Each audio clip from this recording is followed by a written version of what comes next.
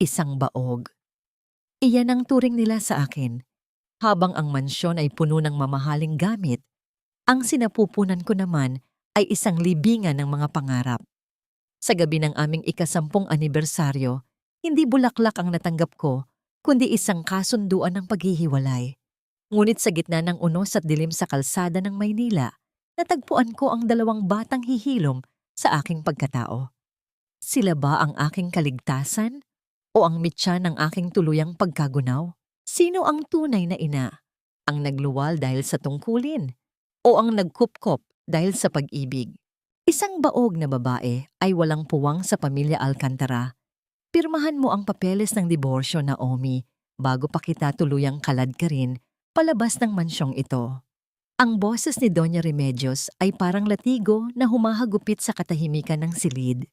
Malamig, matalim, at walang bahid ng awa.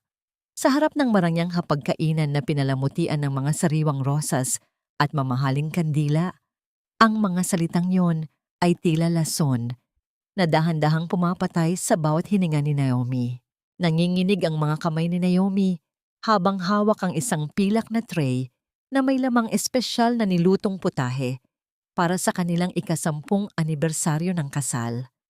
Ang bango ng paboritong pagkain ni James ay humahalo sa amoy ng papalapit na unos sa labas. Ngunit sa loob ng kanyang dibdib, tila may isang malaking bahagi ng kanyang pagkatao ang gumuho. Dahan-dahang lumuwag ang kapit ng kanyang mga daliri sa tray.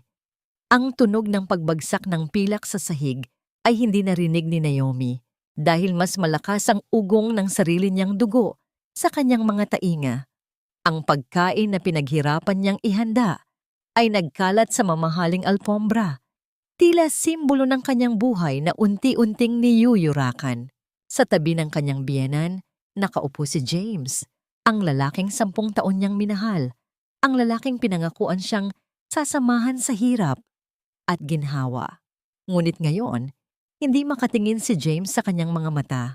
Nakatitig lamang ito sa dokumentong nakalatag sa ibabaw ng mesa, ang kasunduan na magtatapos sa kanilang pagsasama. James!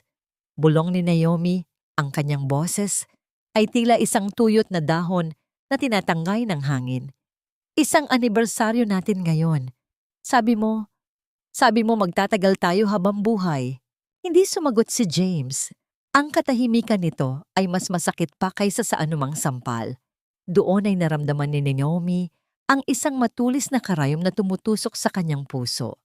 Tiningnan niya ang kanyang asawa, umaasang makakakita ng kahit kaunting pag-aalinlangan, ngunit tanging kawalan ng pakiramdam ang bumungad sa kanya. Don't be so dramatic, Naomi. Muling umentra ang tinig ni Doña Remedios na may kasamang mapang-uyam na tawa. 10 taon kaming naghintay. 10 taon kaming umasa na magbibigay ka ng tagapagmana sa pamilyang ito. Pero ano? Tuyo ang iyong sinapupunan. Isang sumpa ang dala mo sa amin. At ngayon, mayroon ng mas karapat-dapat na babaeng magbibigay kay James ng anak na hinding-hindi mo kayang gawin. Parang nanigas ang buong katawan ni Naomi. Ang hangin sa loob ng mansyon ay tila naging maliliit na bubog na sumusugat sa kanyang bawat paglanghap. Dahan-dahan niyang kinapa ang bulsa ng kanyang apron. Doon ay nararamdaman niya ang isang maliit na pares ng sapatos na pambata na binili niya kanina lamang. Umaasang sa gabing ito ay muli nilang susubukan, na muli siyang aasa sa isang himala. Ngunit ang sapatos na yon ay tila naging napakabigat, isang paalala ng kanyang kabiguan bilang isang asawa at bilang isang babae, ayon sa pamantayan ng mga taong nasa harap niya. Wala ka ng silbi rito, Naomi. Dagdag pa ni Doña Remedios habang itinutulak ang panulat patungo sa kanya. Pirmahan mo na ito. Isipin mo na lang na ito ang huling regalo mo sa anak ko. Ang kalayaang makahanap ng tunay na pamilya. Tumulo ang isang butil ng luha sa pisngi ni Naomi, ngunit hindi niya ito pinahiran. Ang kanyang paningin ay nagsimulang lumabo. Ang lahat ng alaala ng kanilang masasayang sandali ni James ay tila mga aninong mabilis na naglalaho sa dilim. Pakiramdam niya ay isa siyang estranghero sa sarili niyang tahanan. Ang mga dingding na dating saksi ng kanilang pagmamahalan ay tila lumiliit, dinudurog ang kanyang pagkatao. Hindi na naghintay pa si Naomi na makapagsalita si James. Alam na niya ang sagot sa bawat patak ng ulan na nagsisimula nang humampas sa mga bintana. Mabilis siyang tumalikod. Hindi na kinuha ang kanyang mga gamit. Hindi na lumingon pa sa huling pagkakataon. Bawat hakbang niya palayo sa hapagkainan ay tila pagpunit sa kanyang kaluluwa. Paglabas niya ng mansyon, sinalubong siya ng malakas na buhos ng ulan. Ang malamig na tubig ay humahalo sa kanyang mainit na luha. Ngunit hindi niya ito alintana. Tumakbo siya, palayo sa gintong hawla na naging libingan ng kanyang mga pangarap. Ang kanyang mga paa ay mabilis na nabasa at napuno ng putik. Ang kanyang marangyang damit ay bumigat dahil sa tubig. Ngunit patuloy lang siya sa paglalakad patungo sa dilim ng kalsada ng Maynila. Narating niya ang isang madilim na bahagi sa ilalim ng tulay kung saan ang ingay ng mga sasakyan at ang bugso ng hangin ay tila nakikisimpatya sa kanyang pighati. Huminto siya, hapong-hapo. Ang kanyang dibdib ay kumakabit sa bawat paghinga. Sa gitna ng kanyang kawalan ng pag-asa, sa gitna ng pakiramdam na siya na ang pinakamalungkot na nilalang sa mundo, isang mahinang tunog ang pumukaw sa kanyang pandinig. Hindi ito tunog ng ulan. Hindi rin ito tunog ng hangin. Ito ay isang mahina, nangangatog, at puno ng takot na hikbi. Mula sa likod ng mga nagtumpok na basura at lumang karton, aninag ni Naomi ang dalawang maliliit na bulto. Dalawang batang babae, magkayakap ng mahigpit. Ang kanilang mga katawan ay tila nanginginig sa matinding lamig at gutom. Ang mas matanda sa dalawa ay pilit na pinoprotektahan ang mas bata. Ang kanilang mga mata ay puno ng lumbay na tila bapasan na nila ang buong mundo sa murang edad. Sa sandaling iyon, tila huminto ang mundo para kay Naomi. Ang sarili niyang sakit, ang sarili niyang pagkagapi, ay biglang naging maliit sa harap ng dalawang anghel na ito na tila itinapon din ng tadhana sa basurahan ng buhay. Ini, bulong ng mas maliit na bata habang nakatingin sa kanya. Ang tinig ay tila isang panalangin na nagmula sa kailaliman ng kawalang pag-asa. Napatigil si Naomi. Ang salitang yon ay tila isang kidlat na tumama sa kanyang puso. Nagbibigay ng isang kakaibang init sa gitna ng nagyayelong gabi. Tumingin siya sa kanyang paligid, sa marangyang buhay na iniwan niya, at sa madilim na realidad na nasa harap niya. Hanggang kailan nga ba susukatin ang halaga ng isang babae sa kanyang kakayahang magluwal ng bata kung sa paligid niya ay may mga pusong naghihintay lamang na mahalin at arugain? Tumayo si Naomi ng tuwid. Ang ulan ay patuloy na bumubuhos, ngunit ang kanyang mga mata ay hindi na nakatuon sa nakaraan. Tumingin siya sa dalawang bata at sa unang pagkakataon sa loob ng maraming taon, naramdaman niya ang isang kakaibang uri ng lakas. Hindi po kami masamang tao. Huwag niyo po kaming sasaktan. Ang tinig ng mas matandang bata ay nanginginig. Halos malunod sa ingay ng hanging humahagupit sa paligid. Ang kanyang mga payat na braso ay nakapulupot ng mahigpit sa kanyang nakababatang kapatid. Tila isang munting kuta na pilit humaharap sa bagsik ng mundo. Sa gitna ng dilim at dumi ng kalsada, ang kanilang mga mata ay kumikinang sa takot. Mga matang tila nakakita na ng sobrang daming pait sa kabila ng kanilang murang edad. Dahan-dahang lumuhod si Naomi sa maputik na semento. Hindi niya alintana kung ang kanyang mamahaling telang seda ay mabahira ng uling at dumi ng kalsada. Ano pa ba ang halaga ng panlabas na anyo kung ang loob niya ay tila isang lupang tigang na winasak ng lindol? Inabot niya ang kamay sa dalawang bata. Ang kanyang mga daliri ay nanginginig hindi dahil sa lamig, kundi dahil sa isang emosyong matagal na niyang ibinaon sa limot. "Huwag kayong matakot," bulong ni Naomi. Ang kanyang boses ay naging malumanay, tila isang haplos ng ina sa isang may sakit na anak. Hindi ko kayo sasaktan. Ako si Naomi. Ano ang mga pangalan nyo? Lina po. At ito po si Maya. Sagot ng mas matanda, habang dahan-dahang lumuluwag ang pagkakasakal niya sa yakap sa kapatid. Wala na po kaming mapuntahan, inay. Ay, sorry po, ma'am. Ang muling pagbanggit sa salitang inay ay tila isang punyal na bumaon sa dibdib ni Naomi, ngunit sa pagkakataong ito, hindi ito nagdala ng hapdi, kundi isang uri ng pagpungat na nagpagising sa kanyang nanghihinang kaluluwa. Tiningnan niya ang dalawang batang ito. Mga batang walang saplot na sapat. Mga batang ang tanging kayamanan ay ang isa't isa. Sila ang mga anghel na itinapon sa dilim, habang siya ay ang babaeng binihisan ng ginto, ngunit pinagkaitan ng saysay. Ngunit ang katahimikan ng kanilang sandali ay biglang nag-unaw ng isang mabigat na yabag ang lumapit sa kanila. Isang lalaking amoy alak at may dalang masamang hangarin ang sumulpot mula sa madilim na sulok ng tulay.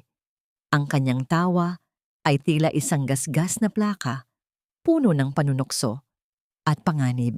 Aba, may bisita pala ang mga batang pusa na ito, uyam ng lalaki, habang pinaglalaruan ang isang kalawanging kutsilyo sa kanyang kamay. Mukhang marami kang pera, magandang babae. Ibigay mo sa akin ang alahas mo kung ayaw mong masaktan ang mga batang iyan. Naramdaman ni Naomi ang mabilis na pagtibok ng kanyang puso. Sa mansyon ng mga Alcantara, lagi siyang yumuyuko. Lagi siyang tumatahimik sa harap ng pang-aapi ni Doña Remedios. Ngunit nang makita niya ang takot sa mga mata ni Lina at Maya, isang apoy na hindi niya kailanman naramdaman ang biglang nagliyab sa kanyang mga ugat. Hindi na siya ang mahinang si Naomi. Siya ay naging isang kalasag. Tumayo si Naomi ng buong tatag, hinarap ang lalaki nang walang bakas ng pag-aalinlangan. Huwag mong susubukan na lumapit sa kanila. Wala na akong natitirang takot dahil wala na ring natitira sa akin kundi ang dangal ko. Ang kanyang boses ay tila isang utos na nagmula sa kailaliman ng lupa, matigas at puno ng awtoridad na hindi inaasahan mula sa isang babaeng tila galing sa marangyang buhay. Ang lalaki, na nagulat sa biglang pagbabago ng aura ni Naomi, ay sandaling napaatras. Ang mga mata ni Naomi ay tila mga baga na handang tumupok sa sinumang mangangahas na saktan ang dalawang batang nasa likod niya. Nang makitang hindi matitinag ang babae, ang lalaki ay nagmura at mabilis na tumakbo palayo sa ilalim ng ulan. Takot sa kakaibang lakas na nakita niya sa mga mata ng isang desperadang ina. Nakahinga ng malalim si Naomi. Ang kanyang mga tuhod ay tila naging halaya sa sobrang kaba, ngunit pinilit niyang manatiling nakatayo. Hinarap niya muli sina Lina at Maya. Ang mas maliit na si Maya ay lumapit sa kanya at humawak sa dulo ng kanyang basa at maruming damit. Gutom na po kami, hikbi ng bata. Isang matinding hapdi ang naramdaman ni Naomi, habang ang pamilya Alcantara ay nagtatapon ng pagkain sa kanilang marangyang hapag. Ang mga batang ito ay namamatay sa gutom. Kinuha niya ang kanyang pitaka, ang tanging bagay na nadala niya sa kanyang pagmamadali. Puno ito ng pera, perang sapat na sana para sa isang marangyang handaan, ngunit ngayon ay magsisilbing unang hakbang para sa isang bagong buhay. Dinala niya ang dalawang bata sa isang maliit na tindahan na bukas pa sa kanto. Binilhan niya sila ng mainit na sopas at tinapay.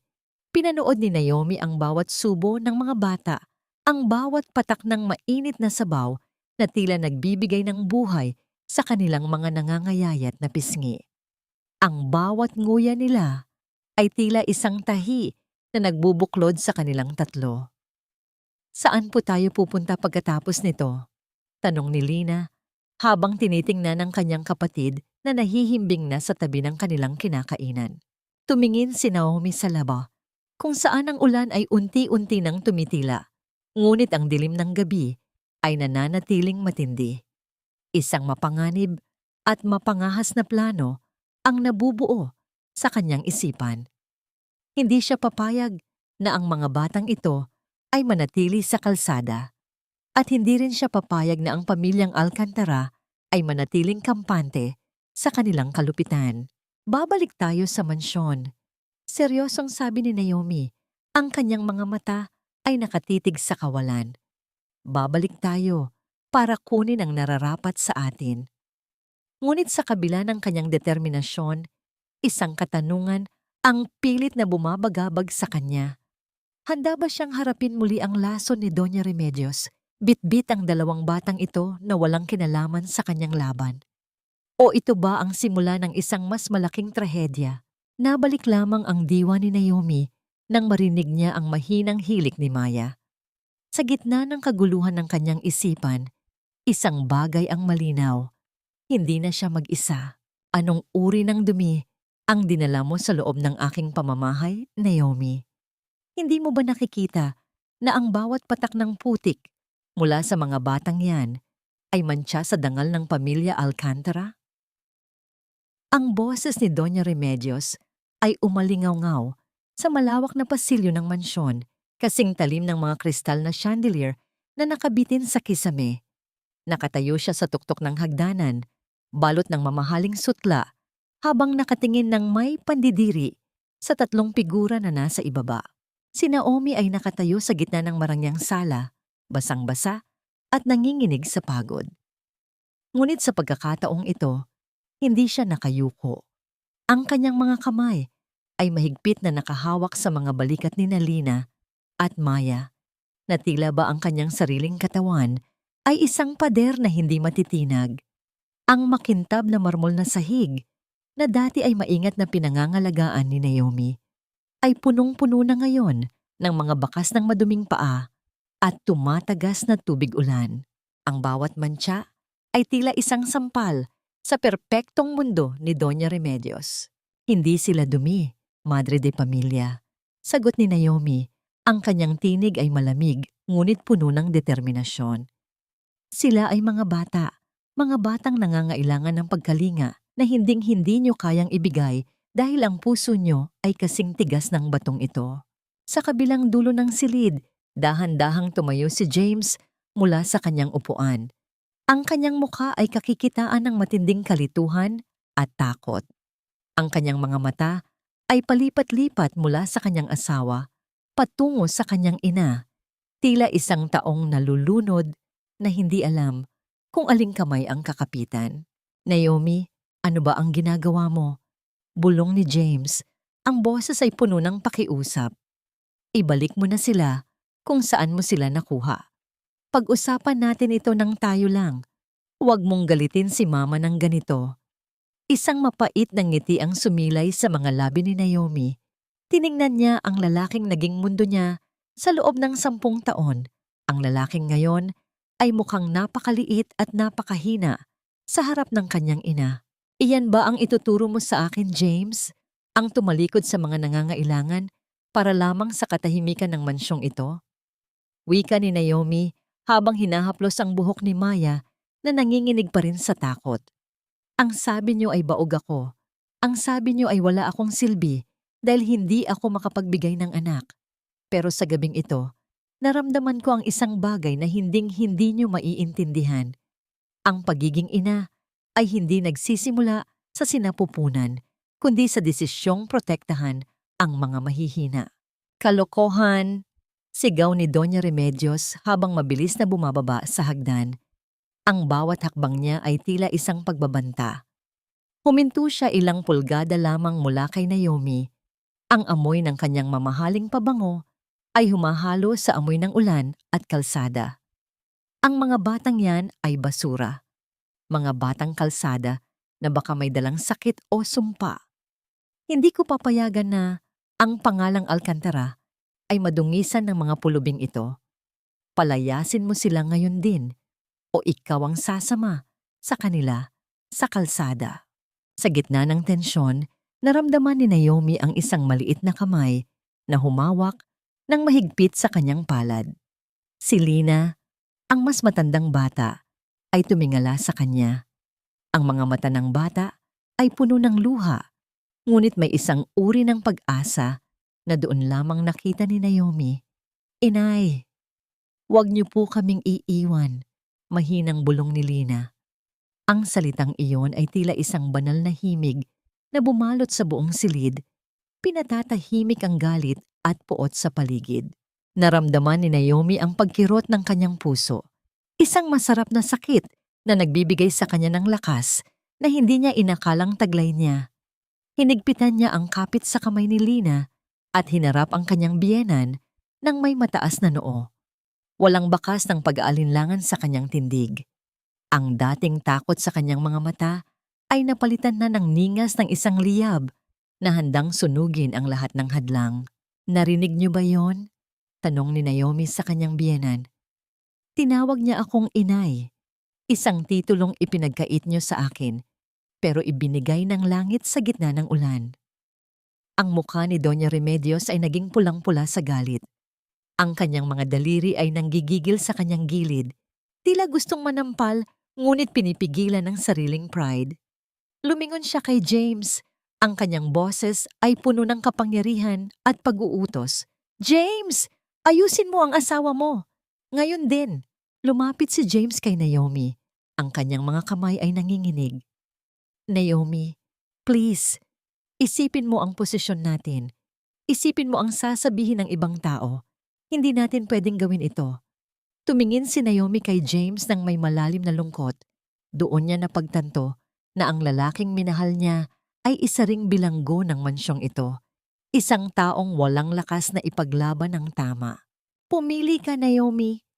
Muling umentra ang matigas na tinig ni Doña Remedios na ngayon ay tila naglalabas na ng huling hatol. "Mananatili ka rito bilang asawa ni James. Itatapon ang mga batang yan sa labas at susunod sa bawat utos ko. O lalabas ka sa pintong yan, bitbit ang mga pulubing iyan, at hinding-hindi ka na makakatapak muli sa lupang ito. Mawawala ang lahat sa iyo, ang yaman, ang pangalan at ang asawa mo. Ano ang pipiliin mo? Nanatiling tahimik ang buong mansyon. Tanging ang malakas na tibok ng puso ni Naomi ang naririnig niya sa kanyang mga tainga. Tumingin siya sa kanyang marangyang paligid, sa mga gintong palamuti na naging hawla niya sa loob ng 10 taon, at pagkatapos ay tumingin siya sa 2 batang nangangailangan ng kanyang yakap. Isang malalim na hininga ang pinakawalan ni Naomi. Ang kanyang desisyon ay tila nakaukit na sa mga bituin bago pa man siya isilang. "Sige, lumayas ka. Tingnan natin kung hanggang saan ang tapang mo kapag sikmura na ng mga batang yan ang kumakalam." Ang boses ni Doña Remedios ay parang lason na humahalo sa malamig na hangin ng pasilyo. Habang binibitawan niya ang mga salitang iyon, si Naomi ay nakaluhod sa makintab na sahig, abala sa pag-aayos ng sintas ng sapatos ni Maya. Ang kalingkingan ng bata ay nanginginig sa takot, habang ang maruming sapatos nito ay nag-iiwan ng mantsa sa puting marmol.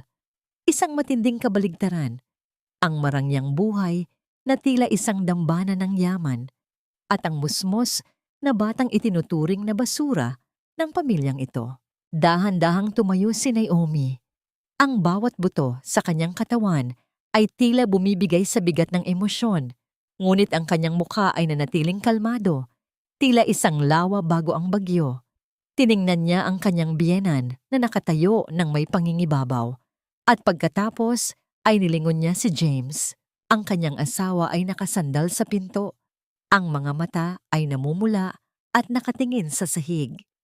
"Isang hakbang lang, James. Isang salita lang nakakampi sa akin.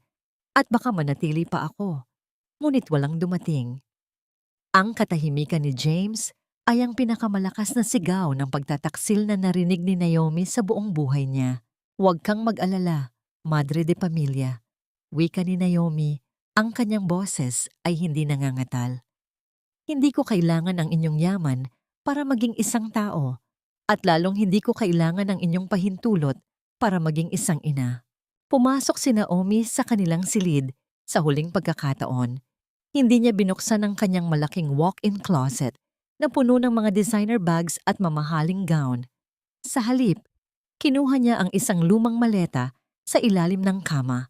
Ang maletang dala niya Noong siya ay isa pa lamang simpleng guro bago siya naging asawa ng isang Alcantara, inilagay niya ang ilang piraso ng simpleng damit, ang kanyang lumang Biblia, at ang isang maliit na laket na may larawan ng kanyang mga yumaong magulang. Habang nag-iimpake, ang bawat gamit na hinahawakan niya ay tila may dalang alaala ng 10 taong pagsasama na ngayon ay unti-unti nang nagiging abo. Ang kanyang dibdib ay sumisikip. Ang bawat paghinga ay tila isang pakikibaka laban sa luhang ayaw niyang ipakita sa kanyang mga kaaway. Sa gitna ng kanyang pag-aayos, napatingin siya sa kanyang daliri. Ang kanyang engagement ring, isang dambuhalang brilyante na sumisimbolo sa pangako ni James. Dahan-dahan niya itong hinubad. Ang pakiramdam ng malamig na metal na dumudulas sa kanyang balat ay tila isang kadena na sa wakas ay naputol. Inilapag niya ito sa ibabaw ng side table, katabi ng kanilang wedding photo na puno na ngayon ng anino. Naomi, sandali. Si James ay nakatayo sa pintuan. Ang boses ay puno ng pighati. Lumapit siya at sinubukang hawakan ang braso ni Naomi. Saan ka pupunta? Gabi na. Umuulan pa. Huwag kang magpadalos-dalos. Iiwan ko ang mga bata sa isang ampunan. Babayaran ko ang lahat ng kailangan nila. Basta manatili ka lang dito. Humarap si Naomi kay James. Ang kanyang mga mata ay puno ng matinding pagkadismaya.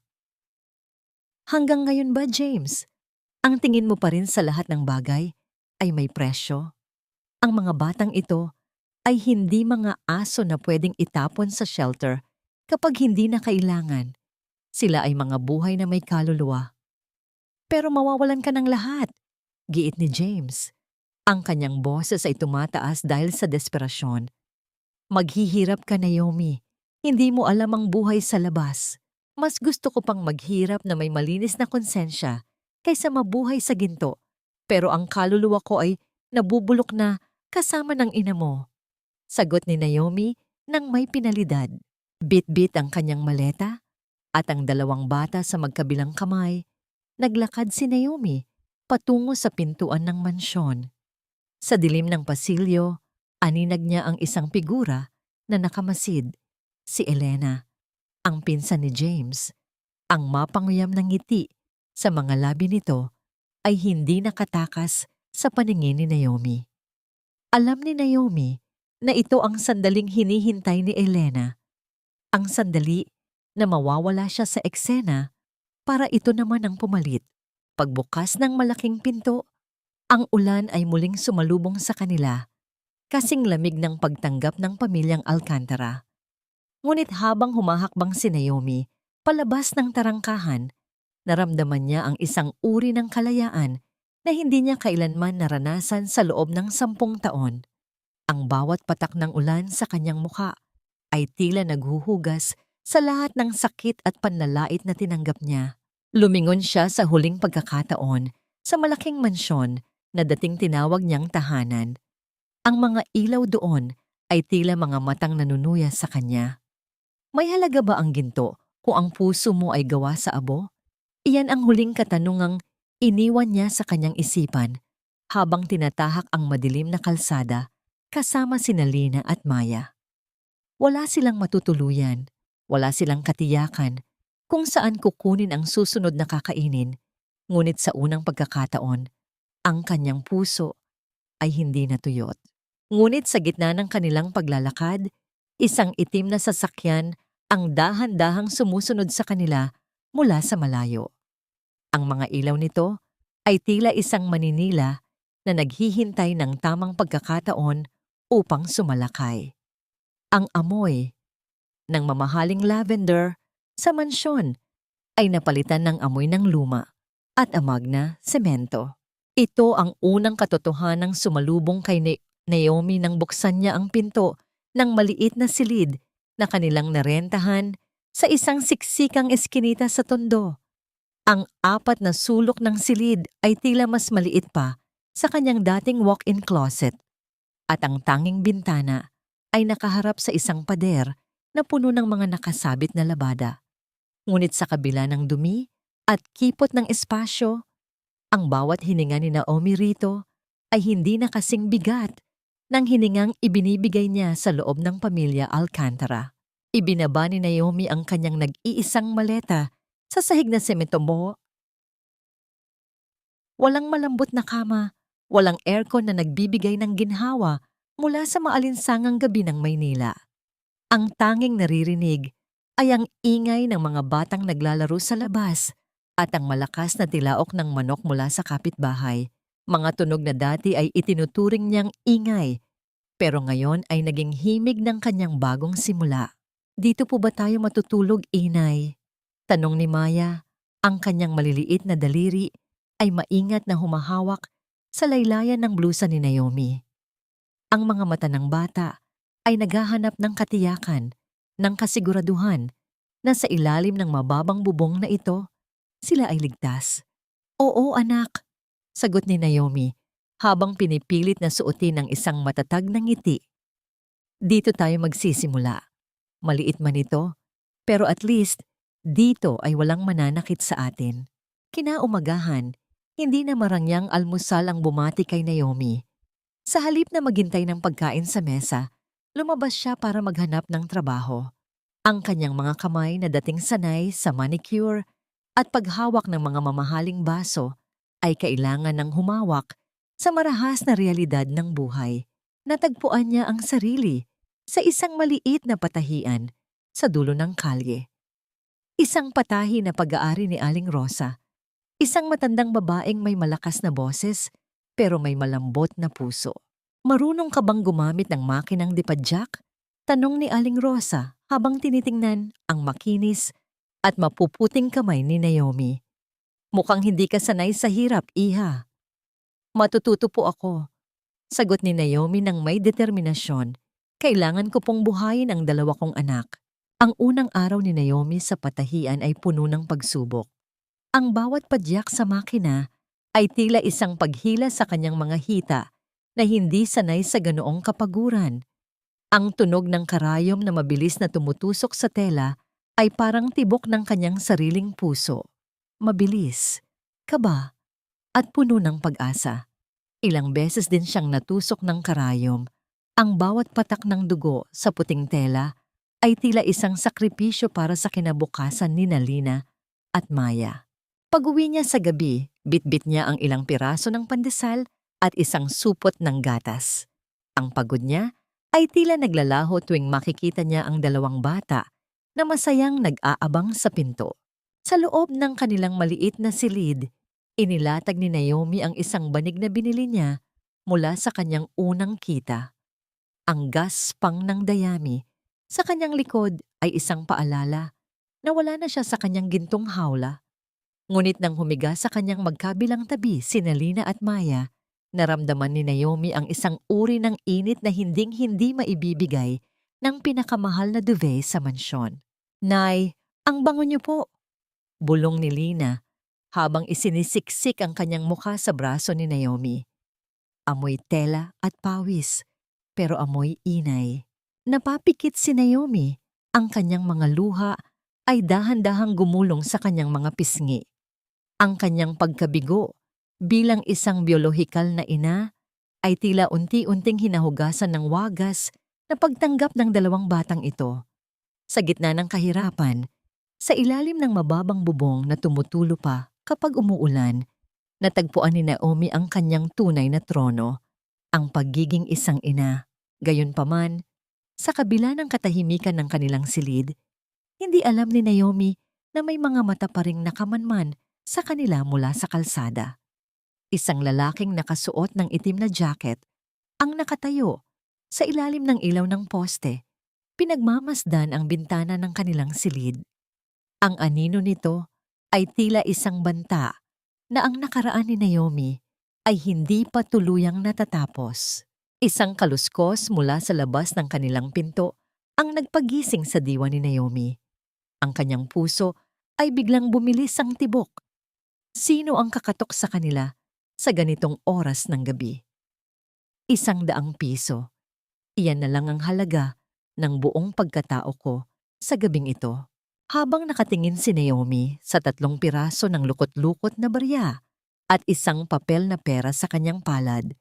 Naramdaman niya ang isang matinding pait na mas matapang pa sa iniinom niyang murang kape. Ang bawat sentimo ay katumbas ng 10 oras na pagkakuba sa harap ng makinang depadjak ng mga daliring paulit-ulit na natusok ng karayom at ng mga matang unti-unti nang lumalabo dahil sa puyat. Sa kabilang sulok ng maliit at maalinsangang silid, mahimbing na natutulog sina Lina at Maya. Ang tanging nagbibigay ng hangin sa kanila ay isang lumang bentilador na humuhuni ng kakarag-karag, tila nagrereklamo rin sa pagod. Pinagmasdan ni Naomi ang kanyang mga anak. Ang kanilang mga muka ay payapa, malayo sa gulo at dumi ng tondo na nasa labas lamang ng kanilang bintana. Para sa kanila, si Naomi ay isang reyna na kayang ibigay ang lahat. Pero para kay Naomi, ang kanyang korona ay gawa sa tinik at ang kanyang trono ay isang bangkong kahoy na nagpapahirap sa kanyang likod. Muling humarap si Naomi sa tumpok ng mga telang kailangan niyang matapos bago sumikat ang araw. Ang bawat padyak niya sa makina ay tila isang malakas na pintig sa kanyang sentido. Naalala niya ang sinabi ni Doña Remedios na hindi niya kakayanin ang hirap, na babalik din siyang gumagapang sa mansyon. Ang bawat patak ng kanyang pawis na humahalik sa tela ay naging gasolina ng kanyang determinasyon. Hinding-hindi siya susuko. Hinding-hindi niya hahayaang maging tama ang hula ng matandang mapangapi. Ngunit ang katahimikan ng gabi ay biglang binalot ng isang kakaibang tunog. Hindi ito ang karaniwang ingay ng mga sasakyan sa malayo. Ito ay isang mahina at hirap na paghinga. Mabilis na binitawan ni Naomi ang tela at lumapit sa higaan. Hinawakan niya ang noo ni Maya. Agad siyang napaatras nang maramdaman ang tila nagbabagang balat ng bata. Si Maya ay nanginginig. Ang kanyang mga labi ay tuyot at maputla habang ang pawis ay namumuo sa kanyang munting noo. Maya, Maya, anak, gisising! Bulong ni Naomi, ang kanyang boses ay puno ng panginginig. Bahagyang iminulat ni Maya ang kanyang mga mata, ngunit tila wala itong focus. Nay, ang ginaupo, ang sakit ng ulo ko. Nataranta, si Naomi. Kinuha niya ang basang bimpo at dahan-dahang ipinunas sa katawan ng anak. Ang bawat dampi niya ay tila sumasabay sa kaba ng kanyang dibdib. Mabilis niyang kinuha ang kanyang pitaka, 100 piso. Iyan lang ang natitira sa kanya hanggang sa susunod na linggo. Ang perang pambili sana ng bigas at pambayad sa kuryente ay kailangang gamitin para sa gamot. Sa gitna ng kanyang pag-aalala, biglang sumagi sa isip niya ang mansyon ng mga Alcantara. Doon, ang gamot ay nagkalat sa loob ng malalaking cabinet. Doon, isang tawag lang ay darating ang pinakamahusay na doktor. Pero dito, sa ilalim ng tumutulong bubong, ang buhay ay isang sugal sa bawat piso. Inay, anong nangyayari? Nagising si Lina. Ang kanyang mga mata ay puno ng pag-aalala habang nakatingin sa kapatid. May lagnat si Maya, Lina. Bantayan mo muna siya. Lalabas lang ako para bumili ng gamot, sabi ni Naomi habang mabilis na nagsuot ng tsinelas. Lumabas si Naomi sa madilim na eskinita. Ang amoy ng kanal at basang basura ay humahampas sa kanyang mukha. Takbo-lakad ang ginawa niya patungo sa nag-iisang botika na bukas pa sa oras na yon. Ang bawat hakbang niya ay tila isang panalangin na sana ay sapat ang kanyang dala. Magkano po ang paracetamol para sa bata at isang bote ng syrup? Tanong niya sa tindera. Nang marinig ang halaga, tila tumigil ang mundo ni Naomi. Ang pera niya ay kulang pa ng 20 pesos. Ma'am, baka pwedeng bukas ko na lang ibigay ang kulang. May sakit po ang anak ko.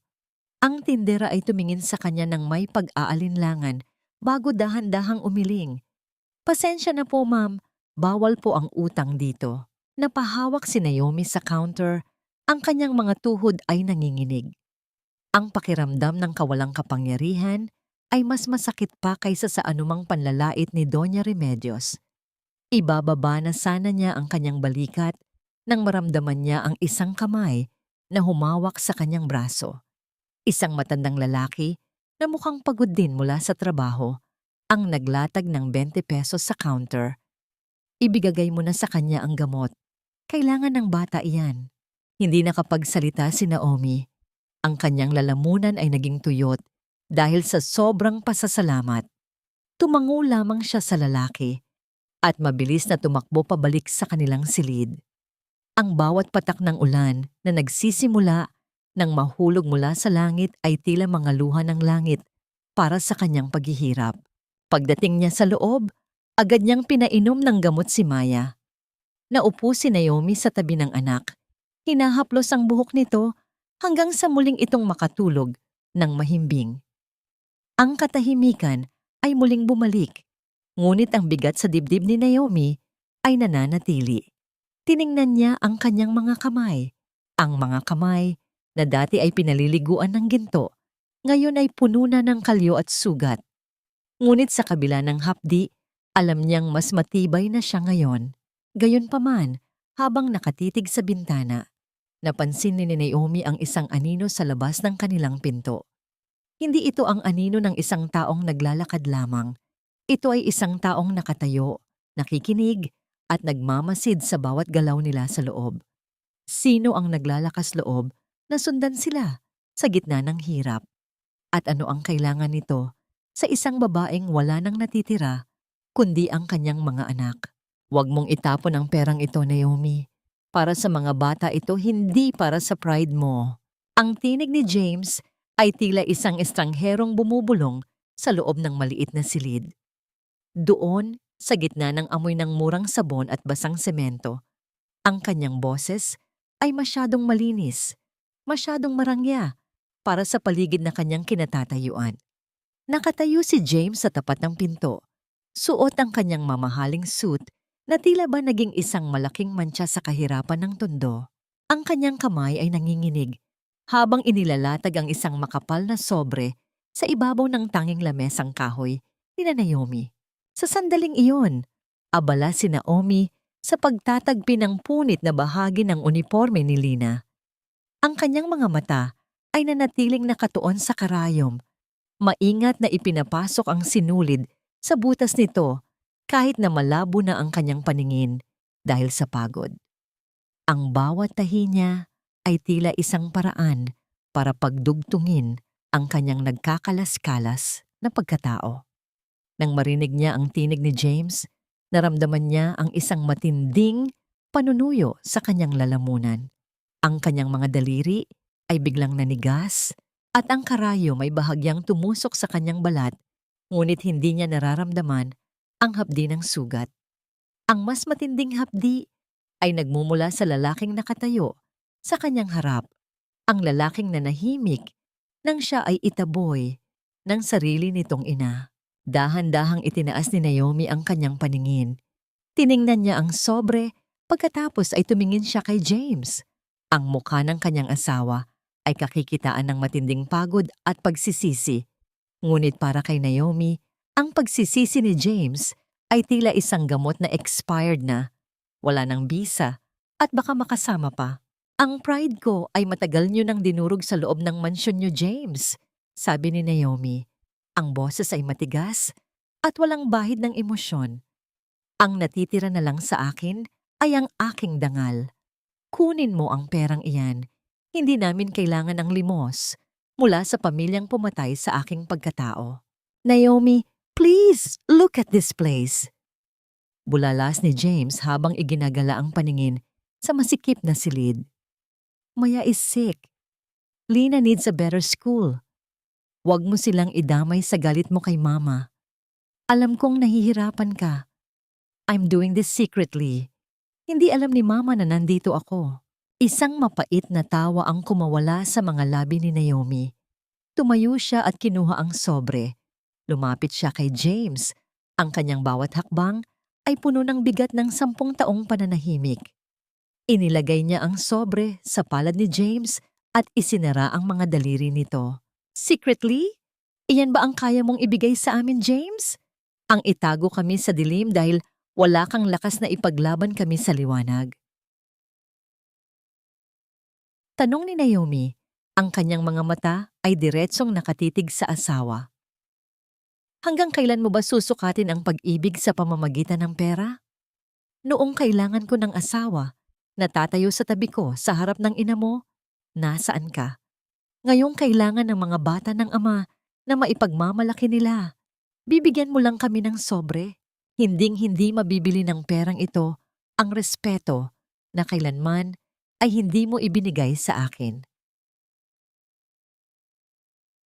Napasandal si James sa pinto. Ang kanyang balikat ay bumagsak. Galit na galit si Mama. Naomi, she's planning to legalize the divorce. Elena is always with her now. Natatakot ako para sa inyo. Nabalik lamang ang diwa ni Naomi nang makita niya si Lina na nakasilip sa likod ng kurtina. Ang bata ay tahimik. Ang kanyang mga mata ay puno ng katanungan habang nakatingin sa lalaking minsan nilang tinawag na tagapagligtas. Pero ngayon ay tila isang estranghero na lang. Umalis ka na, James, mahinang sabi ni Naomi. Bago pa maging huli ang lahat para sa'yo, ang buhay namin dito ay payak, pero malaya. Huwag mo nang gambalain ang katahimikan na pinaghirapan naming itayo. Lumabas si James nang walang nagawa. Ang bawat hakbang niya palayo ay tila isang pagkumpirma na ang tulay sa pagitan nila ay tuluyan nang gumuho. Isinara ni Naomi ang pinto. Hindi niya hinintay ang tunog ng pag-alis ng sasakyan ni James. Sumandal siya sa pintuan at dahan-dahang napaupo sa sahig. Ang kanyang dibdib ay sumisikip. Ang bawat paghinga ay tila isang laban para hindi siya tuluyang humikbi. Gayunpaman, sa labas ng eskinita, sa loob ng isang itim na sasakyan na nakaparada sa dilim, isang pares ng mga mata ang kanina pa nakamasid. Ibinaba ni Elena ang kanyang cellphone pagkatapos makuha ang mga litrato ni James na lumalabas mula sa bahay ni Naomi. Isang mapang-uyam na ngiti ang sumilay sa kanyang mga labi habang dahan-dahang itinitipa ang isang numero sa kanyang screen. Hello, tita! Tama po kayo! Bulong ni Elena sa telepono. Ang boses ay puno ng malisya. Pinupuntahan nga sila ni James at mukhang gumagastos siya para sa mga pulubing iyan gamit ang pera ng pamilya. Opo, may ebidensya ako. Sige po, hihintayin ko ang utos nyo. Ibinalik ni Elena ang kanyang tingin sa bintana ni Naomi. Ang kanyang ambisyon ay kasing talim ng mga kuko niyang kakatapos lang i-manicure. Para kay Elena, ang pagbagsak ni Naomi ay ang tanging hagdanan niya patungo sa rurok ng kapangyarihan sa pamilya Alcantara. Sa loob ng silid, hindi alam ni Naomi ang panganib na papalapit. Tiningnan niya ang kanyang mga anak at tinanong ang sarili. Hanggang kailan nga ba siya kayang protektahan ng kanyang pag-ibig laban sa mga taong ang tanging alam ay manira? Ang kislap ng ginto sa mansyon ng mga Alcantara ay hindi kailanman papantay sa kislap ng medalyang nakasabit ngayon sa dibdib ng aking anak. Ito ang tanging kaisipang nagbibigay ng init sa malamig na gabi ni Naomi habang pinagmamasdan niya si Lina na natutulog, suot pa rin ang kanyang school uniform. Sa ibabaw ng kanilang maliit na lamesa, nagniningning ang isang gintong medalya, unang pwesto sa isang debate competition sa paaralan. Para sa iba, ito ay isang piraso lamang ng metal, ngunit para kay Naomi, ito ay isang deklarasyon sa mundo na ang mga batang itinuring na basura ay may kakayahang maging bituin. Naupo si Naomi sa kanyang kanto. Ang tanging liwanag ay nagmumula sa isang malamlam na bumbilya na paminsan-minsan ay kumukurap. Hawak niya ang uniforme ni Lina na may punit sa bandang kilikili. Maingat niyang ipinasok ang sinulid sa karayom. Kahit na ang kanyang mga mata ay tila nagniningas na sa pagod. Ang bawat tahi niya ay tila isang panalangin. Isang tahimik na sumpa na hinding-hindi niya hahayaang makaramdam ng kakulangan ang mga batang nagbigay sa kanya ng bagong buhay. Nay, bakit gising pa kayo? Isang mahinang tinig ang pumutol sa katahimikan. Si Maya iyon, nakatayo sa dilim at kinukuskos ang kanyang mga mata.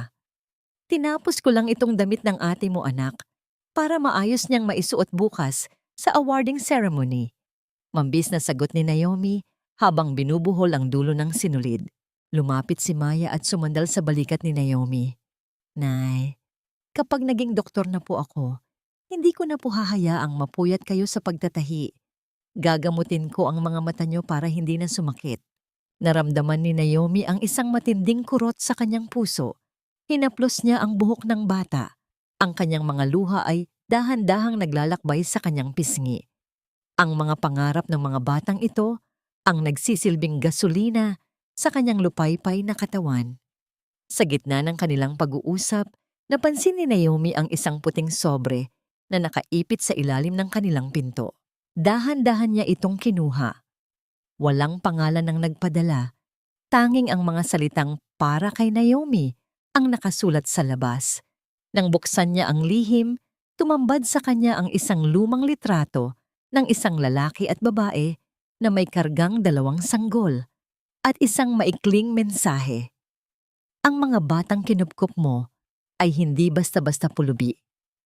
Mag-ingat ka dahil ang dugong na nananalaytay sa kanila ay may dalang panganib at kayamanan. Nabitawan ni Naomi ang liham.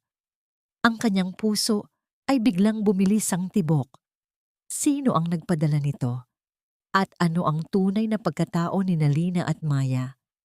Ngunit bago pa man niya malalim na masuri ang misteryong ito, ang sikat ng araw ay nagsimula nang sumilip sa bintana. Hudyat ng isa na namang mahabang araw ng trabaho. Sa patahian ni Aling Rosa, abala si Naomi sa pagtatapos ng isang tumpok ng mga kurtina nang marinig niya ang malakas na hinto ng isang sasakyan sa labas. Ang tunog ng pagbukas ng pinto ng kotse ay tila isang babala na hindi niya dapat baliwalain. Pumasok ang isang malamig na hangin sa loob ng patahian. Kasunod ang tunog ng matitigas na takong ng sapatos na tumatama sa semento. Ang lahat ng mananahi ay napatigil. Ang ingay ng mga makina ay unti-unting namatay. Pinalitan ng isang nakabibinging katahimikan.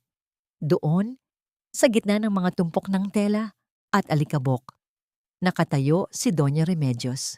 Ang kanyang mamahaling ternong asul ay tila isang insulto sa paligid na puno ng pawis at hirap. Napaka-ironic, hindi ba? Uyam ni Doña Remedios habang pinagmamasdan ang maruming paligid ni Naomi. Ang dating reyna ng mansyong Alcantara, ngayon ay isang hamak na mananahi na amoy tela at pagod. Masaya ka ba sa pinili mong buhay, Naomi? Tumayo si Naomi. Ang kanyang mga kamay ay mahigpit na nakakapit sa telang kanyang tinatahi. Masaya ako dahil malaya ako, Madre de Pamilya. Malaya sa inyong mga mapanuring mata at malaya sa inyong lason. Isang mapang-uyam na tawa ang pinakawalan ng matanda.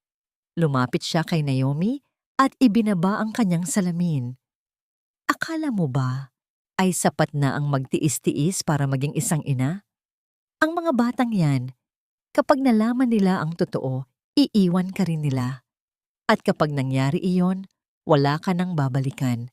Dahil sa susunod na buwan, ikakasal na si James kay Elena. Isang babaeng kayang ibigay ang lahat ng ipinagkait mo sa pamilya namin. Naramdaman ni Naomi ang paghina ng kanyang mga tuhod. Ngunit hindi niya ipinakita ang kanyang pagkatalo. Kung iyon ang magpapasaya kay James, wala akong pakialam. Pero huwag na huwag niyo nang gagambalain ang mga anak ko. Anak? Tawa ni Doña Remedios na ngayon ay mas matalim pa kaysa sa karayom ng makina. Tingnan natin kung hanggang kailan mo sila matatawag na anak kapag ang katotohanan tungkol sa kanilang mga magulang ay lumabas na. Isang malaking gulo ang dala mo sa amin, Naomi, at sisiguraduhin kong sa kalsada ka muling magtatapos. Umalis ang matanda na parang isang bagyo. Iniwan si Naomi na nanginginig sa gitna ng patahian. Ang bawat salita nito ay tila isang lason na dahan-dahang kumakalat sa kanyang isipan. Ano ang ibig sabihin ng matanda?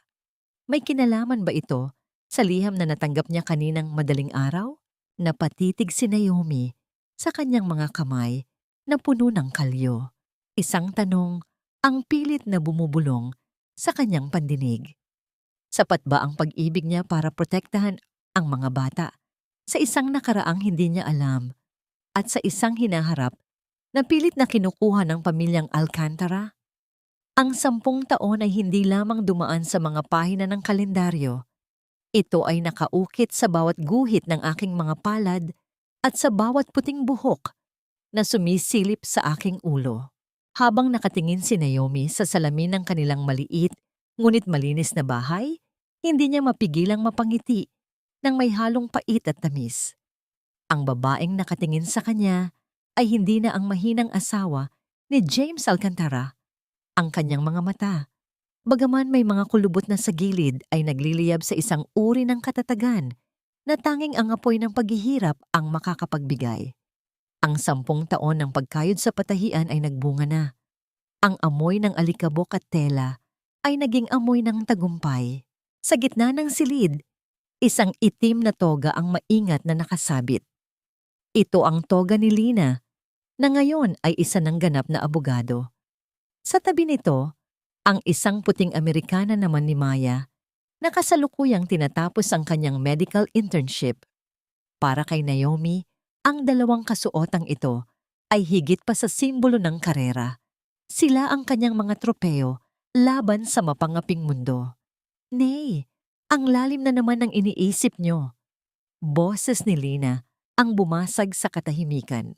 Lumapit ang dalaga sa kanyang ina. Suot ang isang simpleng bestida pero may dalang awtoridad sa bawat kilos. Ang dating batang pulubi na nanginginig sa takot sa ilalim ng tulay ay isa na ngayong tagapagtanggol ng batas. Niyakap niya si Naomi mula sa likod, isinisiksik ang kanyang mukha sa balikat ng ina na tila ba doon pa rin ang kanyang tanging ligtas na kanlungan. Iniisip ko lang, Lina, kung paano tayo nakarating dito. Bulong ni Naomi habang hinahaplos ang kamay ng anak. Sabi nila, wala akong kwentang babae dahil hindi ako makapagsilang. Pero tingnan mo kayo. Kayo ang pinakamagandang patunay na nagkamali sila. Kayo ang nagbigay sa amin ng buhay, Nay.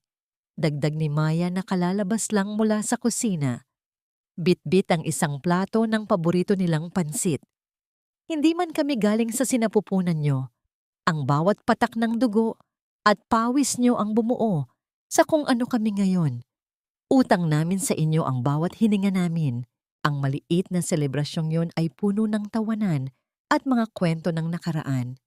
Ngunit sa likod ng kanilang kaligayahan, may isang aninong hindi pa rin tuluyang nawawala.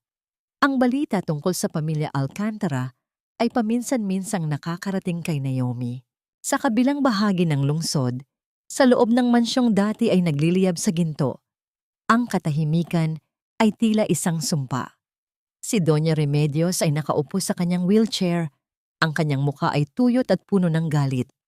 Habang nakatitig sa mga papeles na nakakalat sa harap niya, ang rurok ng kanilang kapangyarihan ay unti-unti nang guguho. Elena, nasaan ang pera? Sigaw ng matanda.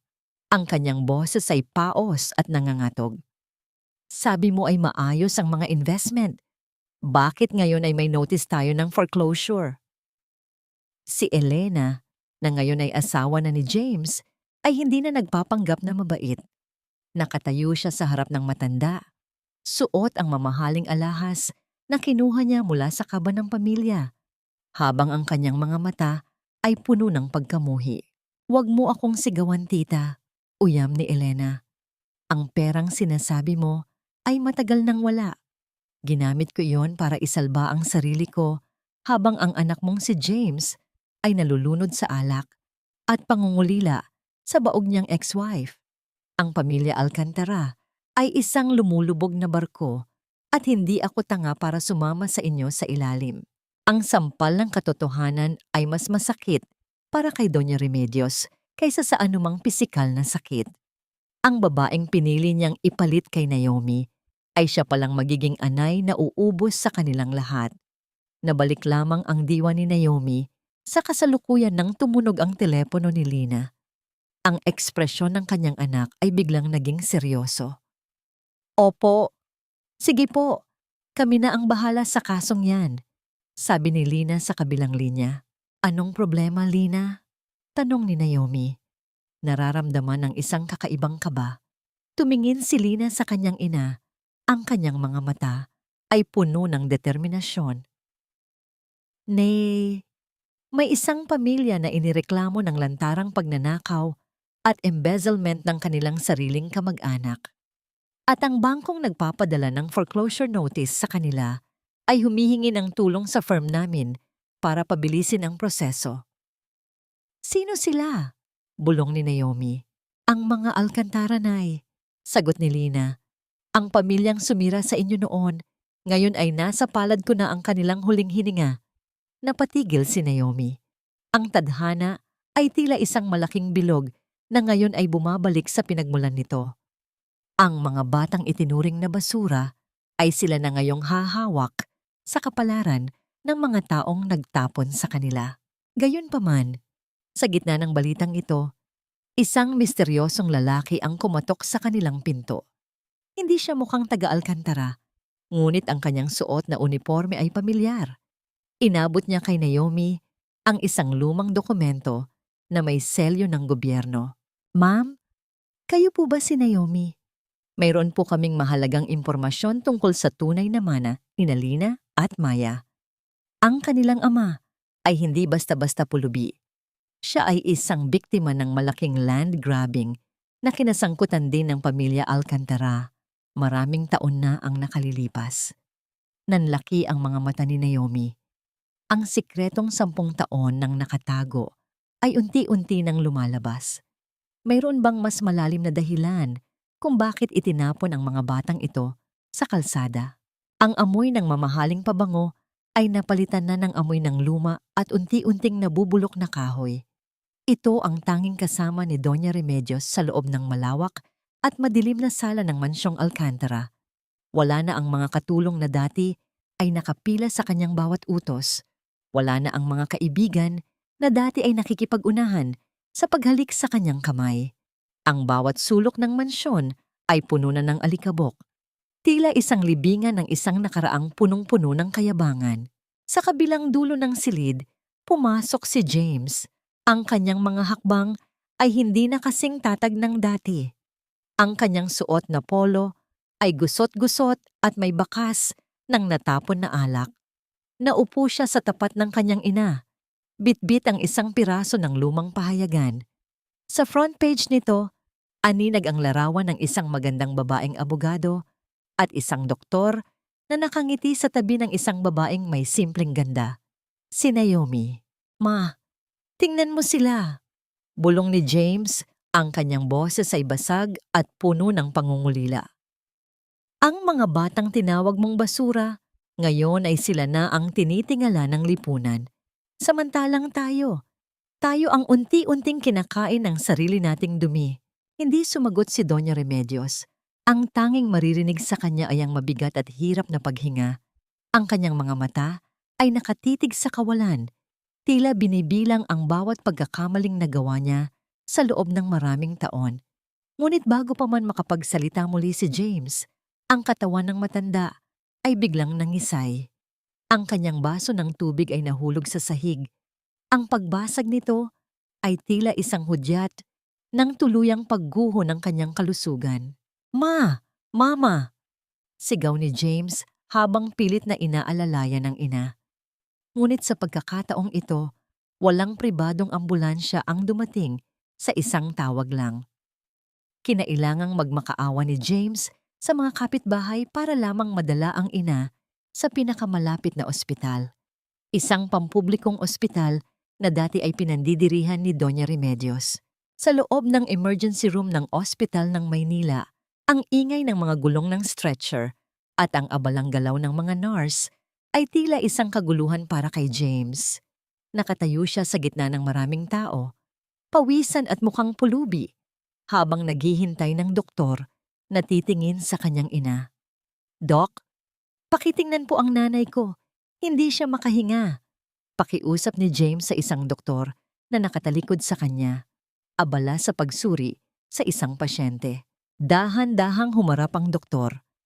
Ang kanyang puting Amerikana ay malinis na malinis at sa kanyang dibdib ay nakasulat ang pangalang Dr. Maya A. Alcantara Dizon in honor of Naomi. Nanigas si James sa kanyang kinatatayuan. Ang batang dati ay nanginginig sa takot sa harap nila ay isa ng ngayong ganap na doktor. Ang kanyang mga mata ay puno ng katalinuhan at awtoridad. Malayo sa batang pulubing nakita niya, sa ilalim ng tulay 10 taon na ang nakalilipas. Napatingin din si Maya kay James. Ang kanyang mga mata ay nagpakita ng isang segundong pagkagulat bago ito muling naging malamig at propesyonal. Tumingin siya sa pasyenteng dala ni James, ang babaeng tumawag sa kanya ng basura at sumpa. Ipasok siya sa room 3. Ihanda ang oxygen at kumuha ng blood samples ngayon din. Utos ni Maya sa mga nurse, ang kanyang tinig ay walang bahid ng personal na galit. Tanging ang panunumpa bilang isang doktor ang nangingibabaw. Maya, ikaw ba yan? Bulong ni James, ang kanyang mga luha ay dahan-dahang gumugulong. Hindi siya sinagot ni Maya. Sa halip mabilis itong kumilos para isalba ang buhay ng babaeng dating nagtapon sa kanila sa kalsada. Habang ginagamit ni Maya ang kanyang stethoscope sa dibdib ni Doña Remedios, ang bawat tibok ng puso ng matanda ay tila isang paalala ng tadhana. Ang buhay ni Doña Remedios ay nasa kamay na ngayon ng basurang kanyang itinapon. Nabalik lamang ang diwa ni Maya nang dumating si Naomi sa ospital pagkatapos makatanggap ng tawag mula kay Lina. Pagpasok ni Naomi sa emergency room, nagtama ang kanilang paningin ni James. Ang 10 taon ng paghihiwalay ay tila naglaho sa isang iglap, pinalitan ng isang matinding katahimikan na mas malakas pa kaysa sa ingay ng ospital. Naomi, sambit ni James, ang boses ay puno ng pagsisisi.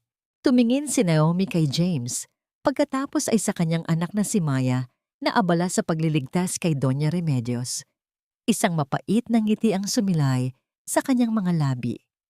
Ang tadhana ay tunay ngang mapaglaro.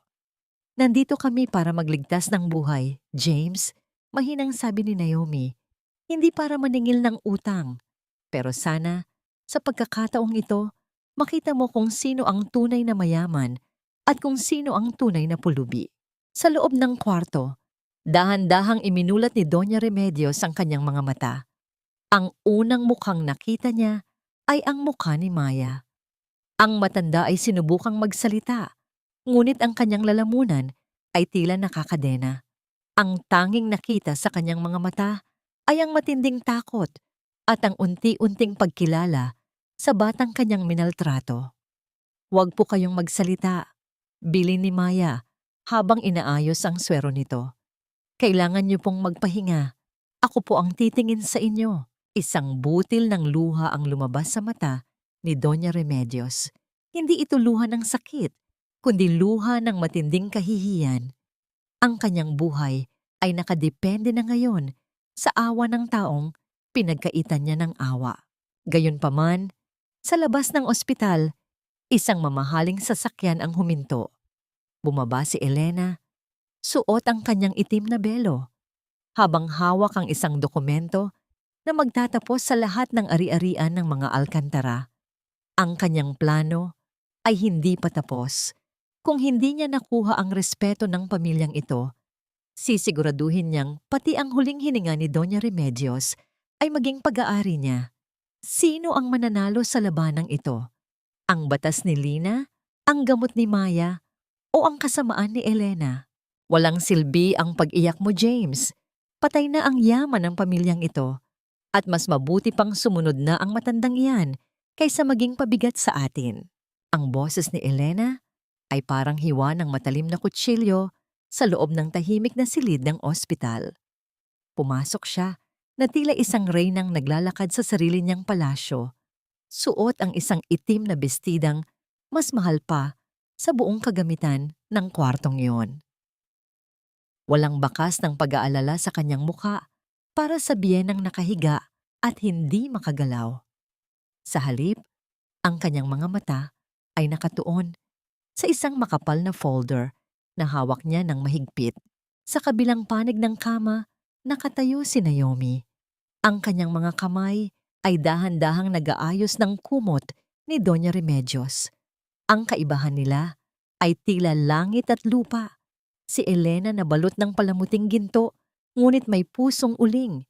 At si Naomi na suot ang simpleng damit ng isang manggagawa, ngunit may dalang liwanag ng kapayapaan. Nang marinig ang tinig ni Elena, naramdaman ni Naomi ang isang pamilyar na kirot sa kanyang dibdib. Ngunit hindi na ito ang kirot ng takot. Ito ang kirot ng pagkaawa sa isang taong nilamon na ng sariling kasamaan. Hindi ka pa rin nagbabago, Elena. Mahinang sabi ni Naomi. Ang kanyang tinig ay matatag at malalim. Kahit sa harap ng kamatayan, pera pa rin ang nakikita mo. At ikaw, Naomi, narito ka pa rin, nagpapanggap na santa? Uyam ni Elena habang lumalapit sa kama. Ano ang ginagawa mo rito? Para maningil o para ipakita sa amin na nagtagumpay ka dahil naging doktor ang isa sa mga pulubing pinulot mo? Pwes, huli na ang lahat. Hawak ko na ang huling pirma na kailangan para tuluyang maging akin ang lahat ng ari-arian ng mga Alcantara. Tumingin si Elena kay Doña Remedios na dilat ang mga mata ngunit hindi makapagsalita dahil sa paralisado nitong katawan. Isang mapanguyam ng ngiti ang sumilay sa mga labi ng kontrabida. Inilabas niya ang isang dokumento at isang ballpen. Pirmahan mo na ito, tita, para hindi ka na mahirapan, para kapag nawala ka, wala ka nang aalalahanin. Bulong ni Elena sa tenga ng matanda habang pilit na inilalagay ang panulat sa nanginginig na kamay nito. Huwag mong gagawin iyan. Isang malakas na tinig ang bumasag sa tensyon. Si Lina iyon, nakatayo sa pintuan, suot ang kanyang barong Tagalog na pambaba na sumisimbolo sa kanyang propesyon bilang abogado. Ang kanyang mga hakbang ay puno ng awtoridad. Ang tunog ng kanyang sapatos sa semento ay tila isang babala ng hustisya. Ang dokumentong iyan ay walang bisa, Elena. Wika ni Lina habang lumalapit at kinuha ang folder mula sa kamay ng nagulat na si Elena. Bilang abogado ni Doña Remedios, na hiniling ni James kanina lamang, sisiguraduhin kong bawat sentimong ninakaw mo sa pamilyang ito ay mababawi. Abogado? Ikaw? Isang batang kalsada ang magtuturo sa akin ng batas? Tawa ni Elena. Ngunit ang kanyang mga mata ay kakikitaan na ng matinding kaba. James is a coward. He has no right. May karapatan siya dahil siya ang tunay na tagapagmana at may karapatan ako dahil hawak ko ang katotohanan. Sagot ni Lina nang may matinding paninindigan. Sa gitna ng sigawan, nanatiling tahimik si Maya sa gilid, abala sa pag-aayos ng swero ng matanda. Naramdaman niya ang panginginig ng kamay ni Doña Remedios. Tumingala ang matanda kay Maya. Ang mga mata nito ay puno ng luha at pagsusumamo. Sa sandaling iyon, ang lahat ng galit ni Maya ay tila natunaw. Nakita niya ang isang babaeng biktima rin ng sarili niyang pride at ng mga taong akala niya ay kakampi niya. Huwag po kayong matakot, bulong ni Maya kay Doña Remedios. Narito po kami. Hindi namin kayo pababayaan. Nang marinig iyon ni Elena, lalong nagliyab ang kanyang galit. Napakagaling ninyong umarte. Akala niyo ba ay tapos na ang lahat? Naomi, akala mo ba ay naging maswerte ka lang nang mahanap mo ang mga batang ito sa kalsada 10 taon na ang nakalilipas? Napatigil si Naomi. Ang kakaibang tono sa boses ni Elena ay nagpataas ng balahibo sa kanyang batok. Anong ibig mong sabihin? Tanong ni Naomi. Itanong mo kay James tungkol sa sunog sa factory ng tela.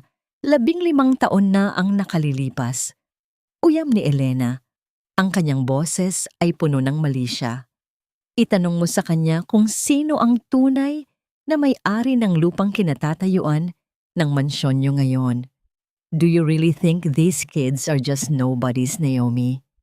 Sila ang mga batang dapat ay namatay sa sunog na yon para makuha ng mga alkantara ang lahat. Itinapon sila sa kalsada hindi dahil malas sila, kundi dahil sila ang ebidensya ng isang krimen na ginawa ni James at ng pamilya niya. Tila tumigil ang mundo para kay Naomi. Ang silid ay binalot ng isang nakabibinging katahimikan. Tumingin si Naomi kay James na noon ay nakatayo sa may pinto. Ang mukha ay kasing puti ng papel at hindi makatingin ng diretso. Ang mga luha sa mata ni Lina at Maya ay unti-unting naging simbolo ng isang bagong sakit. Sino nga ba ang tunay na kaaway? Ang babaeng nasa harap nila o ang pamilyang inakala ni Naomi na minahal niya? Ang tunog ng heart monitor sa tabi ng kama ay biglang bumilis.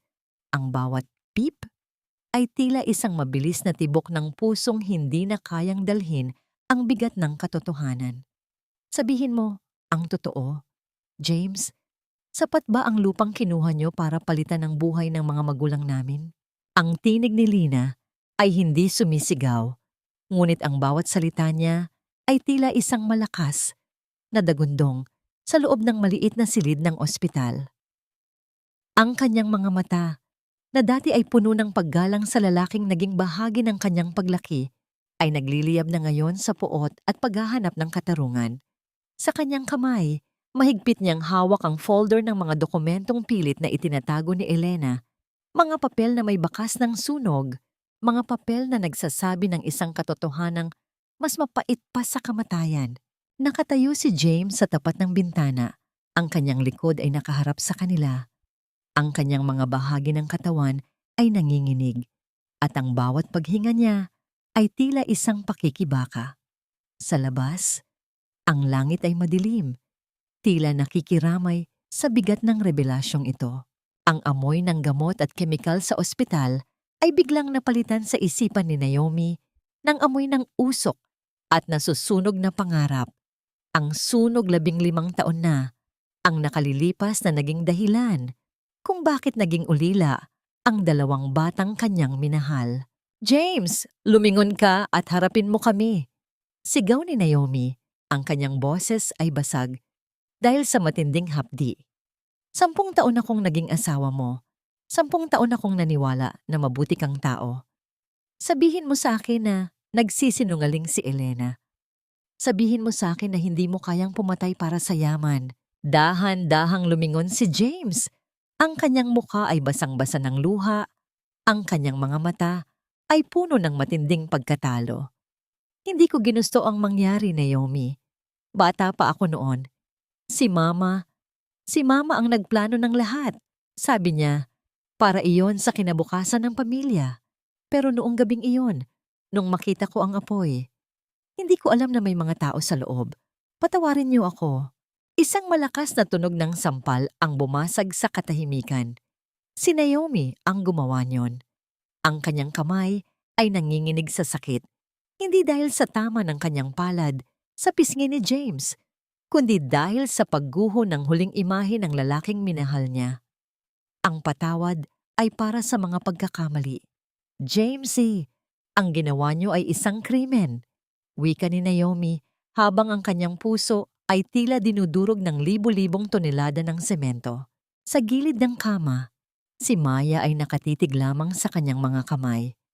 Ang mga kamay na kanina lamang ay ginamit niya para isalba ang buhay ni Doña Remedios. Naramdaman niya ang matinding pagkasuklam sa sarili. Bakit niya iniligtas ang babaeng naging mitya ng pagkamatay ng kanyang tunay na ina at ama? Ngunit sa kabila ng galit, nakita niya ang matanda na nakatingin sa kanya. May tumutulong luha sa mga mata nito. Isang pagsisisi na huli na para sa lahat. Hindi ko hahayaan na manalo ang kasamaang ito. Deklarasyon ni Lina habang inilalabas ang kanyang cellphone. James, bilang isang abogado, obligasyon kong dalhin ang kasong ito sa korte. At bilang anak ng mga taong pinatay ninyo, sisiguraduhin kong mabubulok kayo sa bilangguan. Gawin mo ang dapat mong gawin, Lina. Bulong ni James habang napapaupo sa sahig. Siguro nga, ito lang ang tanging paraan para matapos ang bangungot na ito. Mabilis na kumilos si Lina. Hindi niya inalintana ang gabi. Nagtungo siya sa kanyang opisina, kinuha ang mga lumang file na matagal na niyang iniipon tungkol sa factory fire. Sa tulong ng mga ebidensyang nakuha niya mula kay Elena at sa pag-amin ni James, unti-unti niyang binuo ang kaso. Ang kanyang bawat pag-type sa keyboard ay tila isang hakbang patungo sa paglaya ng kaluluwa ng kanyang mga magulang. Ngunit sa gitna ng kanyang paghahanda, isang tawag ang natanggap ni Naomi mula kay Aling Rosa sa patahian. Naomi, mag-ingat kayo. May mga lalaking naghahanap sa inyo rito. Winasak nila ang mga makina at hinahanap ang mga dokumento na dala ni Lina. Sabi nila, kapag hindi nyo raw ibinigay ang folder, sisiguraduhin nilang hindi na kayo sisikatan ng araw. Naramdaman ni Naomi ang matinding kaba.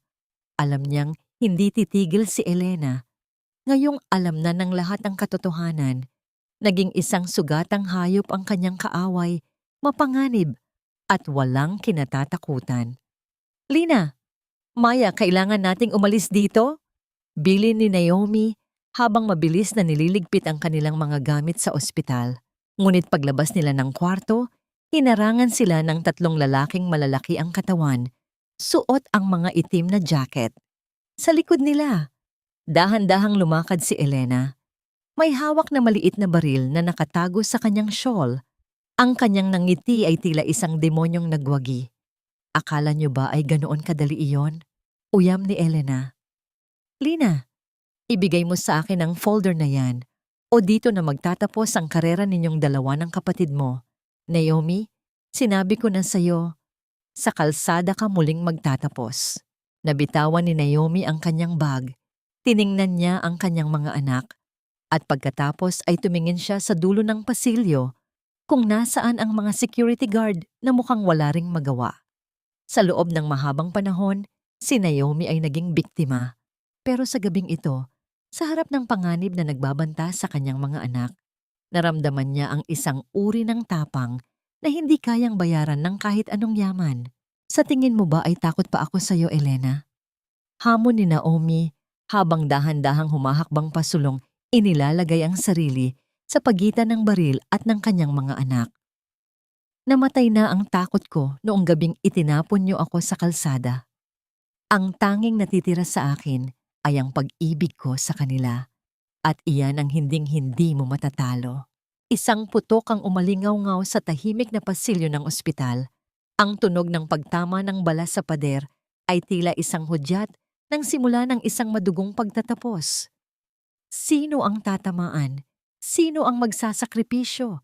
At kailan nga ba tunay na matatapos ang utang na dugo? Ang matalas na tunog ng pagputok ay bumasag sa katahimikan ng gabi. Ngunit hindi ang dugo ni Naomi ang dumanak sa malamig na sahig ng ospital. Sa gitna ng usok ng pulbura na humahalo sa amoy ng gamot, isang bulto ng lalaki ang humarang sa pagitan ng baril ni Elena at ng mag-iina. Si James iyon. Sa huling sandali, ang lalaking itinuring na mahina ay pinili ang maging isang kalasag. Ang bala ay tumama sa kanyang balikat, dahilan upang mapaluhod siya sa semento. Ang kanyang mukha ay namumutla, habang ang sakit ay unti-unting gumagapang sa kanyang buong katawan. James! Ang tanging naisigaw ni Naomi habang mabilis na dinaluhan ng asawa. Ang kanyang mga kamay ay agad na nabahiran ng init ng dugo ni James. Dugong tila naghuhugas sa 10 taon ng kanilang pagkakamis-unawaan. Bitawan mo ang baril, Elena! Wala ka ng takas! Isang pangkat ng mga pulis ang biglang sumulpot mula sa magkabilang dulo ng pasilyo. Ang tunog ng mga yabag ng kanilang mabibigat na sapatos ay tila isang martilyo na nagpapako sa huling pag-asa ni Elena. Si Lina, na kanina pa palihim na nakipag-ugnayan sa mga awtoridad bago pa man sila lumabas ng kwarto, ay nakatayo ng may matinding paninindigan sa likod ng mga pulis. Hindi ito pwede. Akin ang lahat. Akin ang pamilya Alcantara. Sigaw ni Elena. Ang kanyang boses ay tila isang nasirang plaka na punong-puno ng kabaliwan. Ngunit bago pa man niya muling maitaas ang baril, Mabilis siyang nadakip at napusasan ng mga pulis. Ang kanyang mga huling mura at sigaw ay unat-unting naglaho habang kinakaladkad siya palabas. Iniwan ang pasilyo sa isang nakabibinging katahimikan. Mabilis na kumilos si Maya bilang isang doktor. Sa kabila ng galit na nararamdaman niya para sa krimen ni James noong nakaraan, ang kanyang panunumpa ay naging mas matimbang. Dalhin siya sa operating room. Ngayon din, mawawalan siya ng maraming dugo. Utos ni Maya sa mga nurse na kararating lang bitbit ang isang stretcher. Habang isinasakay si James, hinawakan niya ang kamay ni Naomi. Ang kanyang kapit ay mahina, tila isang huling hininga na naghahanap ng kapatawaran. Naomi, ang folder, nasa ilalim ng kama ni Mama. Nandoon ang lahat ng ebidensya laban sa amin. Ibigay mo kay Lina. Patawarin niyo ako sa lahat ng kasalanan ng pamilya ko. Hindi nakapagsalita si Naomi. Pinanood niya ang paglayo ng stretcher ni James. Ang kanyang puso ay nahahati sa pagitan ng puot para sa nakaraan at awa para sa kasalukuyan. Lumingon siya kay Lina na ngayon ay hawak na ang mahalagang folder na binanggit ni James. Ang katarungan ay nasa kanilang mga kamay na, ngunit ang kapalit nito ay ang tuluyang pagkawasak ng pamilyang minsan niyang inakalang sa kanya.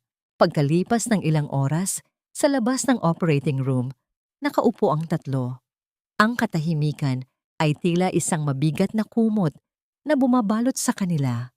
Si Lina ay tahimik na binabasa ang mga dokumento, mga titulo ng lupa, mga ulat ng sunog, at ang huling testamento ng kanilang tunay na ama na pilit na ibinao ng mga Alcantara. Nay, tawag ni Lina. Ang kanyang boses ay puno ng pighati. Lahat ng ito, ang mansyong tinirhan nyo, ang yaman nila. Lahat ng iyon ay pag-aari pala namin ni Maya. Pinatay nila ang mga magulang namin para lamang makuha ang mga ito. Naramdaman ni Naomi ang matinding panginginig ng kanyang buong pagkatao. Ang bawat sentimong tinanggap niya mula kay James noong una silang magpakasal ay tila naging lason sa kanyang isipan. Anong gagawin natin, Lina? Ipaglalaban ko ang nararapat, Nay, sagot ni Lina nang may matinding determinasyon. Ngunit ang masakit, kailangan kong ipakulong si James. Siya ang testigo, pero siya rin ang naging kasabwat dahil sa kanyang pananahimik sa loob ng 15 taon. Nabalik lamang ang kanilang diwa nang lumabas si Maya mula sa operating room. Ang kanyang mukha ay kakikitaan ng matinding pagod. Ang kanyang mga mata ay walang emosyon. Ligtas na si James, pero marami pa siyang kailangang ipaliwanag kapag nagising siya. Sa gitna ng lahat ng ito, isang katanungan ang pilit na bumubulong sa isipan ni Naomi. Ang kapatawaran ba ay sapat na para burahin ang isang madugong nakaraan? O ang katarungan ba ay nangangahulugan ng tuluyang pagtalikod sa taong naging bahagi ng kanyang buhay? Bago matapos ang gabi, isang nurse ang lumapit kay Naomi. Ma'am, gising na po si Doña Remedios. Gusto niya raw po kayong makausap. Pati na ang mga anak niyo. Sabi niya, mayroon pa siyang isang huling lihim na kailangang ilabas bago siya tuluyang mawalan ng lakas. Napatingin si Naomi sa kanyang mga anak. Ano pa bang lihim ang kayang ilabas ng isang matandang ang tanging naging buhay ay ang magtago ng katotohanan? Ang bawat hininga ko ay tila isang mabigat na utang na hindi ko na kayang bayaran sa mundong ito. Ang boses ni Doña Remedios ay halos isang bulong na lamang, tuyot at hirap, tila isang tuyong dahon na hinahampas ng hanging amoy gamot at kamatayan. Sa loob ng silid na iyon, kung saan ang tanging maririnig ay ang mahina at pantay na tunog ng makina na nagbabantay sa kanyang mahinang pulso, ang dating reyna ng pamilya Alcantara ay tila isang munting anino na lamang. Ang kanyang mga kamay na dati ay pinaliliguan ng mga mamahaling hiyas ay nakahiga sa ibabaw ng puting kumot, nanginginig, at puno ng mga kulubot ng pagsisisi. Nakatayo si Naomi sa paanan ng kama, kasama sina Lina at Maya. Ang katahimikan ay tila isang mabigat na pader na naghihiwalay sa kanila. Tumingin ang matanda sa tatlong babaeng nasa harap niya. Ang mga babaeng itinuring niyang kalaban. Ang mga babaeng tinawag niyang basura na ngayon ay sila palang magiging saksi sa kanyang huling pag-amin. Naomi, lumapit ka. Hirap na wika ni Doña Remedios. Dahan-dahang lumapit si Naomi. Sa kabila ng lahat ng sakit na ibinigay sa kanya ng matandang ito, ang puso ni Naomi ay hindi nakaramdam ng galit. Ang nakita niya ay isang matandang malapit nang harapin ang kanyang huling hantungan. Dala ang isang konsensyang mas mabigat pa sa anumang mansyon. Alam ko kung sino sina Lina at Maya mula pa noong unang araw na dinala mo sila sa bahay. Pag-amin ng matanda na nagdulot ng isang matinding kaba sa dibdib nina Lina at Maya. Hindi ko sila itinaboy dahil sa dumi nila. Itinaboy ko sila dahil sa takot ko. Takot na kapag nakita ko ang kanilang mga mata, maaalala ko ang apoy na pinayagan kong mangyari. Ang bawat pagtawag ko sa iyo na baog ay paraan ko lamang para saktan ka, para ilayo ang atensyon ni James sa katotohanan. Isang butil ng luha ang gumulong sa pisngi ni Naomi. Ang 10 taon ng kanyang pagtitiis ay dahil lamang sa isang kasinungalingang ginamit bilang pananggalang sa isang krimen. Atawarin mo ako, Naomi, dahil ginawa kitang biktima ng sarili kong kadiliman. Hikbi ng matanda habang pilit na inaabot ang kamay ni Naomi. At kayong dalawa, Lina, Maya, ang inyong mga magulang ay mabubuting tao. Ang lahat ng yaman na hawak ng mga alkantara ay sa inyo dapat. Huwag ninyong hayaang lamunin kayo ng galit, gaya ng ginawa ko. Si Maya, na abala sa pag-aayos ng suwero, ay napatigil. Ang kanyang mga daliri ay nanginginig. Bilang isang doktor, ang kanyang tungkulin ay magpagaling. Pero bilang isang anak, ang kanyang puso ay nagnanais ng katarungan. Lumapit siya at hinawakan ang kamay ng matanda. Hindi ito ang hawak ng isang kaaway, kundi ang hawak ng isang taong nagpapalaya sa isang bilanggo ng nakaraan. Tapos na po ang laban, Doña Remedios, mahinang sabi ni Maya. Ipinapasa na po namin sa batas ang inyong mga nagawa. Ang mahalaga ngayon ay mahanap niyo ang inyong kapayapaan. Sa kabilang bahagi ng lungsod, sa loob ng isang madilim na selda, si Elena ay nakaupo sa sahig. Ang kanyang marangyang damit ay gusot-gusot na at puno ng dumi. Ang kanyang mga sigaw ng pagprotesta ay nauwi na lamang sa isang baliw na tawa. Wala na ang kanyang mga alahas, wala na ang kanyang kapangyarihan. Ang kanyang ambisyon ay naging isang realidad ng 4 na pader ng malamig na semento. Ang katarungan ay dahan-dahan nang kumakatok sa bawat pintuan ng mga nagkasala. Nabalik ang diwa ni Naomi nang marinig niya ang mahinang pagbukas ng pinto. Si James ay nakaupo sa isang wheelchair, itinutulak ng isang nurse. Ang kanyang balikat ay balot ng benda. Ang kanyang mukha ay maputla, pero may isang uri ng kalinawan na hindi kailanman nakita ni Naomi noon. Ma! Tawag ni James. Tumingin si Doña Remedios sa kanyang anak. James, itama mo ang lahat. Huwag mong tularan ang kaduwagan ko. Tumango si James. Ang kanyang mga mata ay nakatuon kay Lina. Lina, ang lahat ng dokumento na kailangan mo para makuha ang mana ninyo ay naibigay na ni Naomi sa mga pulis. Handa akong tumayo sa korte bilang testigo laban sa sarili kong pamilya at laban kay Elena. Handa akong tanggapin ang anumang hatol ng batas sa aking pananahimik noon. Ang sandaling iyon ay binalot ng isang matinding emosyon.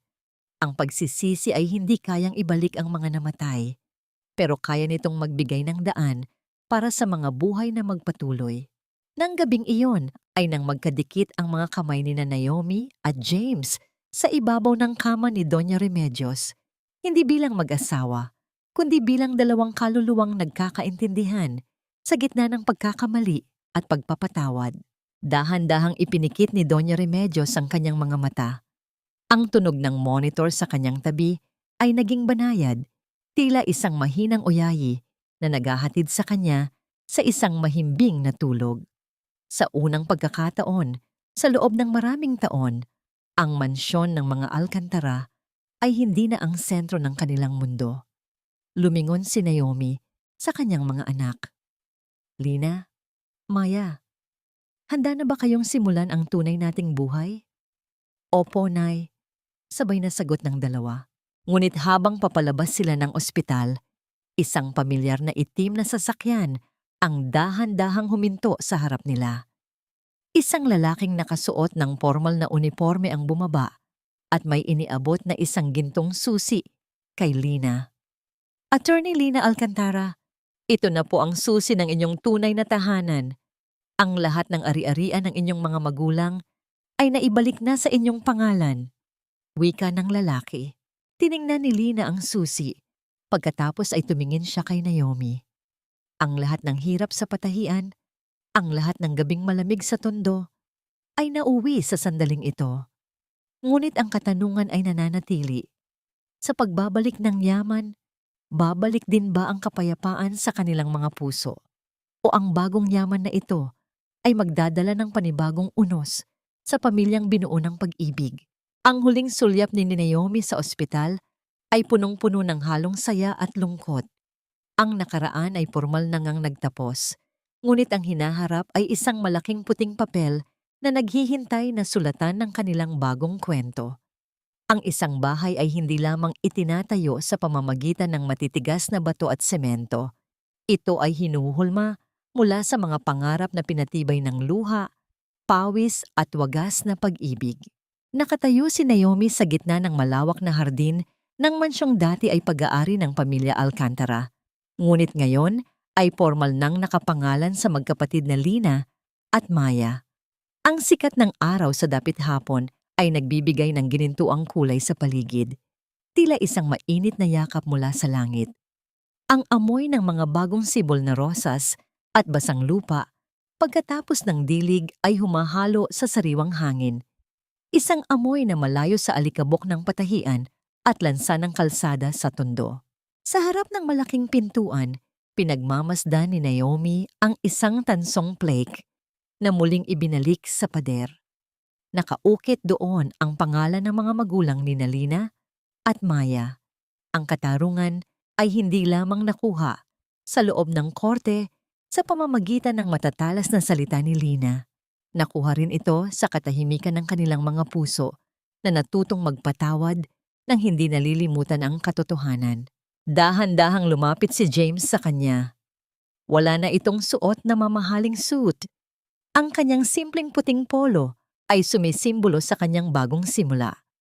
Ang kanyang sugat sa balikat ay magaling na, ngunit ang bakas ng kanyang pagsisisi ay mananatiling bahagi ng kanyang pagkatao.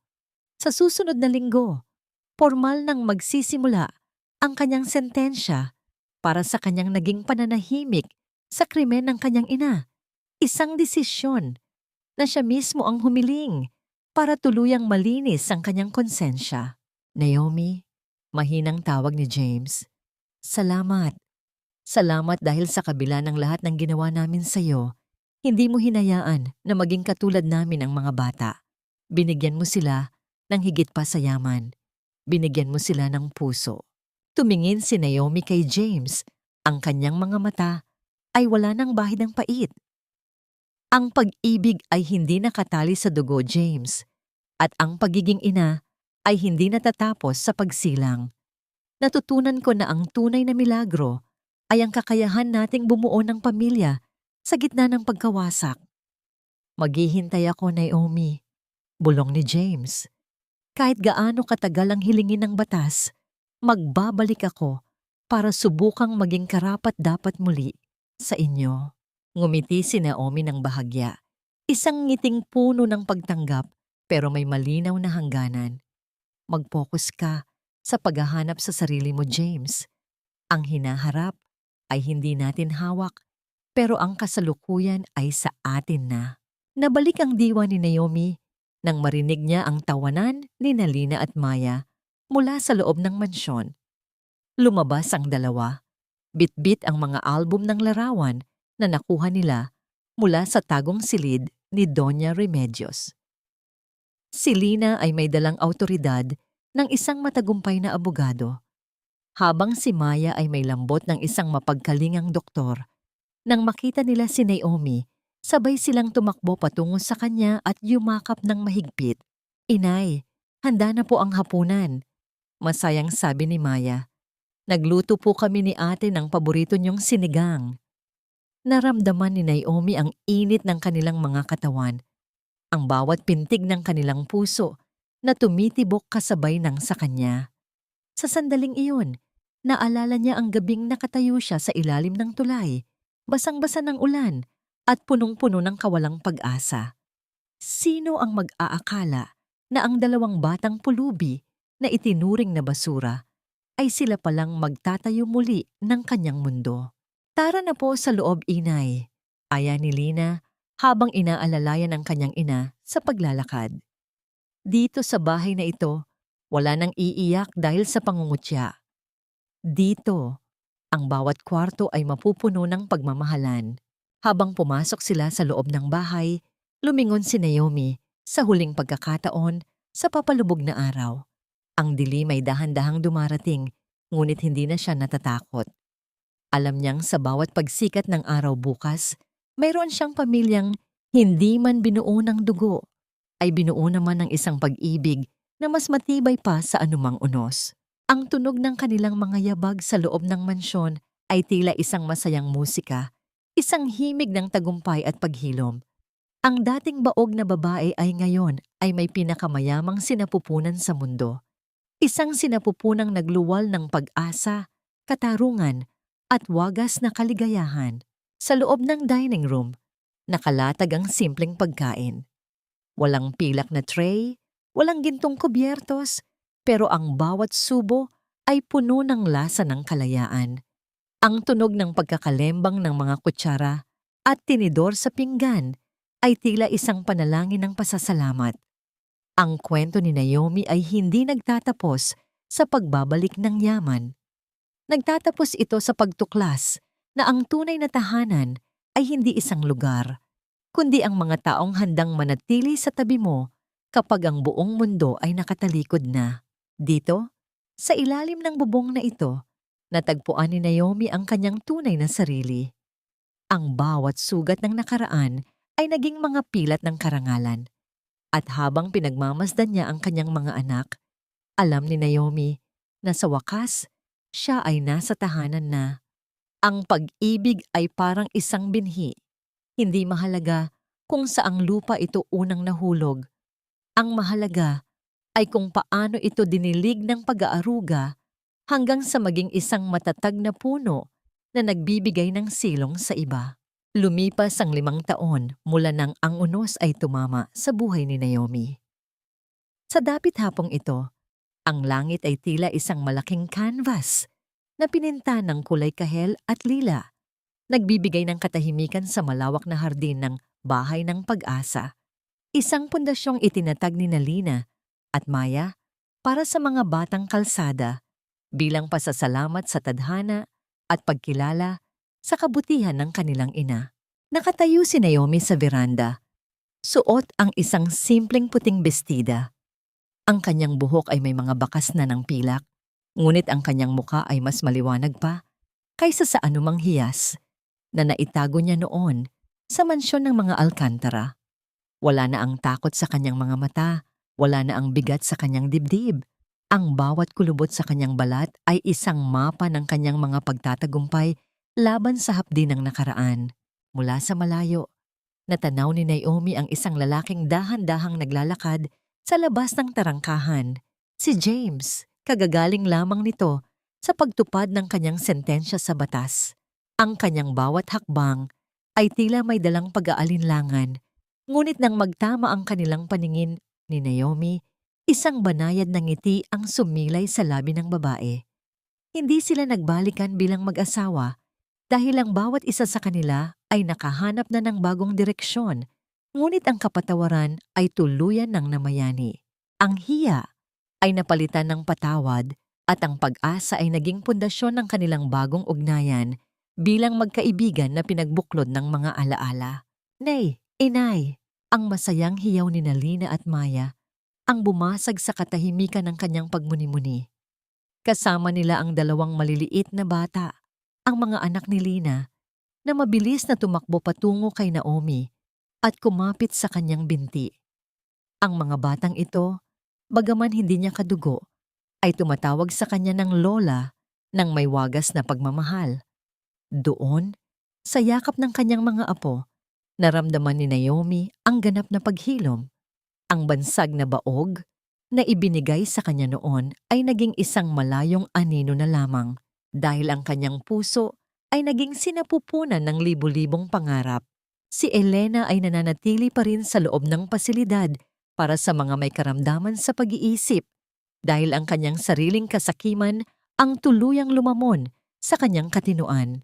Si Doña Remedios naman ay payapang nakahimlay, dala ang huling kapatawarang ibinigay ni Naomi sa kanyang huling sandali. Ang katarungan ay naibigay, ang utang ay nabayaran, at ang pag-ibig ang siyang nanatili.